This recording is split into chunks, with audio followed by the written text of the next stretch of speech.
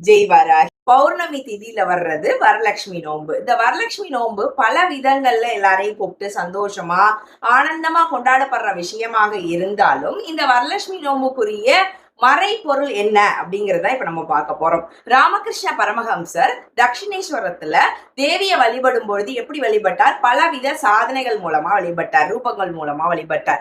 அந்த ரூபங்களை தினம் தினம் பார்த்ததுக்கு அப்புறமா என்ன ஆயிடுச்சுன்னா, இந்த மாயா வித்தைங்கிறது தெரிஞ்சு போச்சு. எல்லா ரூபங்களும் யாரு, அந்த ரூபத்துக்கு பின்னாடி அந்த ரூபத்தை இயங்க வைக்கிற ரூபம் சப்தம் எது, அந்த சப்தத்துக்கு உண்டான நாதம் எது, இது எல்லாமே ஆராய்ச்சி பண்ண ஆரம்பிக்கும் பொழுது என்ன ஆகுது, அது ஏதோ ஒரு இடத்துல போய் ஓமாவோ கிரீமாவோ பீஜமாவோ போய் நின்னுக்குது.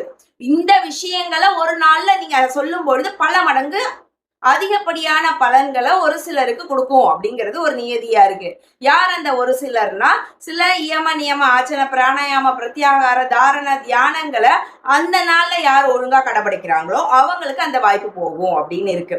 இந்த வரலட்சுமி நோன்பு அன்னைக்கு தேவி மகாத்மியம் படிக்கலாம், தேவி பாராயணம் பண்ணலாம், காயத்ரி சொல்லலாம் தேவியோடது, அவங்களோட அஷ்டோத்திரம் படிக்கலாம், வரலட்சுமி லலிதா சகஸ்ரநாமம் படிக்கலாம், வரலட்சுமி நோம்புக்குரிய சோஸ்திரங்கள், மகாலட்சுமி சோஸ்திரங்கள், இது எல்லாத்தையுமே படிக்கலாம். வர்றவங்கள்ட்ட அன்பு அனுசரணையா வேணுங்கிறத கொடுத்து அவங்களுக்கு வேண்டிய எத்தனை விஷயங்களோ ஆடை ஆபரணங்கள் என்னென்ன இருக்கோ உங்களால முடிஞ்சதை கொடுத்து தானமா கொடுத்து அவங்களோட ஆசீர்வாதத்தை பெறலாம்.